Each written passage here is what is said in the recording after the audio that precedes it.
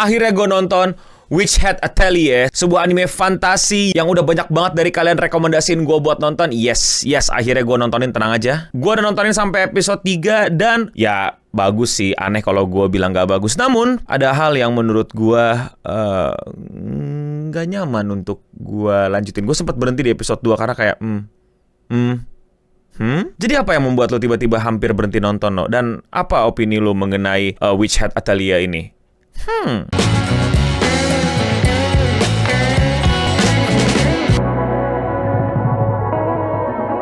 Togari Boshi no Atelier atau Witch Hat Atelier adalah sebuah anime yang katanya sih bisa menandingi Frieren. Apakah iya? Anime ini menceritakan tentang Emma yang nggak di panti asuhan, melainkan di sebuah dunia fantasi yang dimana dia pengen banget jadi penyihir. Cuma nggak bisa karena para penyihir itu rasis ya. Mereka nggak terima kalau orang lain bisa pakai magic gitu. Sampai akhirnya Gojo Satoru datang untuk bikin ini rompi kayaknya. Rompi anti peluru atau apa gitu ya. Yang singkat cerita membuat si Koko ya, maksud gue, sorry gue bercanda, Koko ya, bukan Emma Promised Neverland. Yang melainkan si Koko ngintip nih ya si Gojo Satoru, ternyata oh gitu cara pakai magic, berarti gue juga bisa karena gue punya alatnya. Dan tiba-tiba dia abrakadabra ala Kazam gitu ya, mengeluarkan sebuah spell yang terlarang dan membuat ibunya terperangkap dan akhirnya dia terpaksa menjadi seorang wizard. You are a wizard, Koko. Dan pertanyaannya, apakah Koko ini akan masuk Gryffindor, Hufflepuff, Ravenclaw, atau Slytherin? Puyeng dah lo kalau nggak biasa nontonin opening sama penjelasan yang tadi. Tapi yang pengen gue sharing di sini adalah, wow, secara visual ini anime bener-bener wadidaw.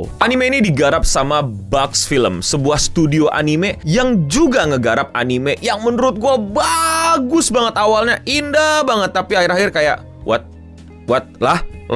Terus banyak semacam kontroversi juga ya di tengah jalan. Karena tiba-tiba hiatus, terus tiba-tiba balik lagi. Yes, Zom 100. Dah, to dia Son of the Dead Set. Lagunya bagus banget, karena Boon. Dan memang betul, Bug Films di Atelier ini bener-bener indah banget. Secara warna, waduh, warna aja tuh udah kayak buset, ini fantasi dunia itu indah banget. Itu tuh tantangan kalau lu buat dunia-dunia fantasi gitu. Kalau lu bikin dunia yang nggak indah, nggak menarik, nggak apa yang bikin kayak ngapain lu pakai fantasi kalau cuma bisa begini doang. Bugs Films menurut gue berhasil memberikan environment yang wow, indah sekali. Terus menurut gue ya, Bug Films ini bener-bener yang wah, gila men. Kalau nggak salah episode 1 dan 3 itu banyak banget adegan terbang, dan semua adegan terbangnya itu bener-bener yang dinamis. Mereka nggak kayak Dragon Ball yang cuma gini doang gitu ya. Apalagi Invisible yang wah, udah jangan sebut-sebut itulah. Udah lu tonton lah kalau lu masih mau lah ya. Gue bisa nontonnya sambil makan somai itu. Bener-bener puas loh. Bener-bener kelihatan chaosnya di episode 1 dan juga di episode 3 itu bener-bener keren dan indah banget, yang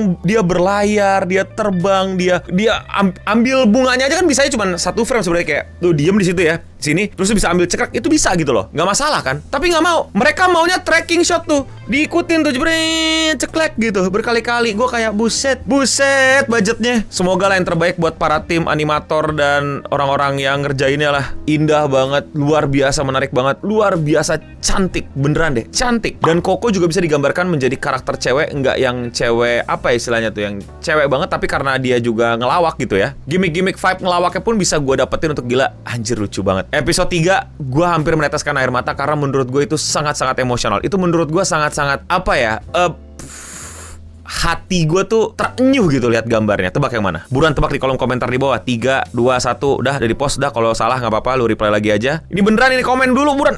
Udah komen belum? Udah, ya udah. Gue rasa semua orang sudah tahu ya. Adegan gini. Terus tiba-tiba ada emaknya di belakang. Itu,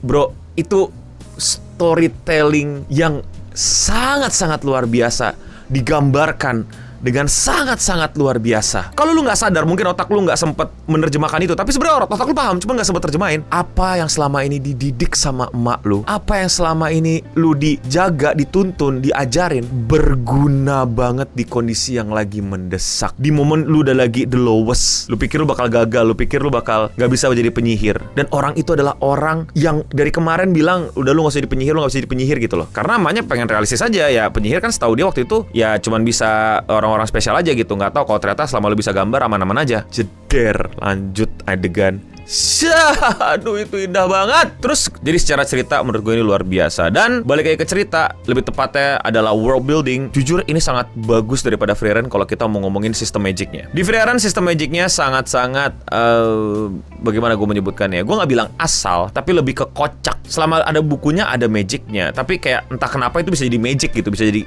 tada momen gitu loh. Tiba-tiba baju bersih, tiba-tiba bisa balik pancake nggak hancur, tiba-tiba bisa ngomong cepet kayak nge-rap tanpa harus keslip tang dan lain-lain. Kayak dikocakin aja gitu. Dan emang intinya bukan masalah magicnya, walaupun sistem battle-nya menurut gue menarik banget, tapi the magic yang ngerti gak sih lo, nuansa dari yang ada jadi nggak ada tuh logikanya sangat-sangat nggak bisa diterka gitu loh. Jadi gimana cara kita bisa nyiptain grimoire itu, ngerti gak lo? Kayak gimana cara lo bisa menemukan magic itu gitu. Kayak it's just nggak pas di gue. Itu juga kritik gue di Freerun waktu season 1 kalau nontonin. Tapi again karena Freerun fokusnya bukan di situ, jadi ya penceritaan yang lainnya jauh lebih bagus. Gue jadi kayak ya udah. Justru di Atelier menurut gue ini adalah nilai jual tambahan yang menurut gue sangat-sangat gue tungguin mau dibawa kemana. Logika magicnya yang dimana bukan cuma sekedar gambar, tapi ada strukturnya, ada mekanismenya, ada tatanya untuk lu bisa mencapai sesuatu. Lu mau bikin kertas ini terbang, lu gambar elemen angin, arah terbangnya, lu kunci spellnya. Sesederhana itu, tapi buat gue menarik banget. Gue penasaran gitu, sejauh mana magicnya bekerja, sejauh mana anime ini bisa mempertahankan logika itu dan yang nggak tiba-tiba uga-bunga muncul haki dan gear 5. Iklan dulu boleh kali. Thank you buat semua yang udah support channel gue,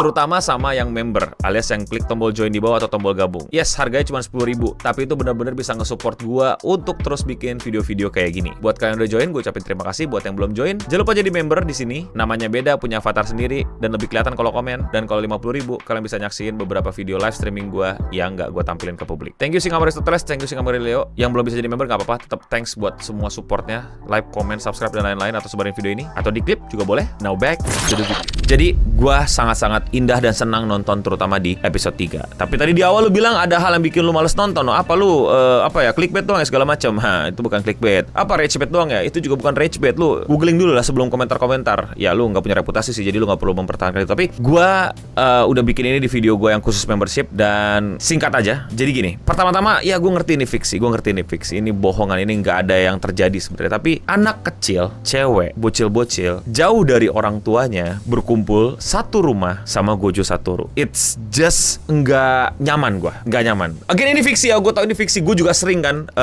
kasih argumen mengenai ya ini kan fiksi gitu loh. Tapi boleh dong gue tetap bilang nggak nyaman gitu. Gue juga sempat bilang nggak nyaman tentang Hagakure ya, yang anak SMA tapi skillnya begitu, atau Midnight yang kalau nonton di Vigilante dan lain-lainnya. But again, ini bukan pertama kalinya gue menemukan cultural gap antara Jepang dengan kultur gue dan value-value yang gue percaya. Tapi karena ini fiksi ya I let it pass. Tapi yang kali ini agak sedikit berat gue, karena mungkin lagi banyak kasus The Files, The Island, dan gue lagi ngikutin, jadi kayak agak gitu loh, ngerti gak lo? Kayak agak gitu loh, hampir jadi meneruskan feeling untuk tidak nontonin lagi. Tapi kan fiksi no. Ya mungkin itu cuman problem moralitas gue aja gitu, dan suasana hati gue, atau ya tadi pengaruh karena gue lagi mempelajari tentang The Files itu yang nyusahin itulah. Kalau bikin videonya capek-capek nanti tiba-tiba bisa dolar kuning bahkan sampai dolar merah. Lu tau gak waktu gue bikin video tentang itu yang terakhir, itu 24 jam di review video gue dulu sama sistem YouTube atau sama pegawai langsung YouTube. Buset, kapan tayangnya ini? Udah tau gue sehari satu ya, jadi mesti nunggu berapa hari dulu tuh sampai di approve. Kayak ya elah, bisa sih langsung tayang, tapi ya itu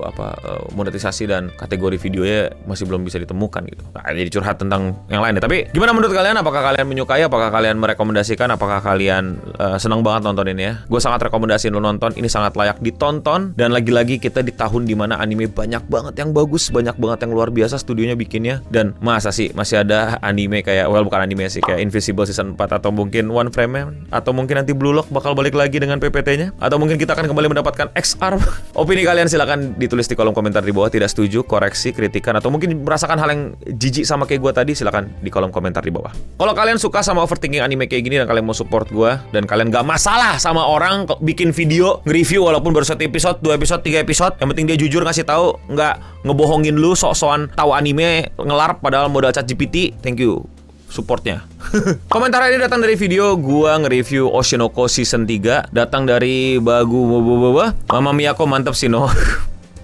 Bro, kau diam. Mau komentar kalian dibacakan? Tulis aja di kolom komentar di bawah. Dan ya, sekian Radio Singam untuk episode kali ini. Gue udah beri pamit undur diri. Dan untuk kita semua, stay clean N elemen angin arahnya ke sini, terus sekarang sound. Masih kelihatan di kamera ya udah.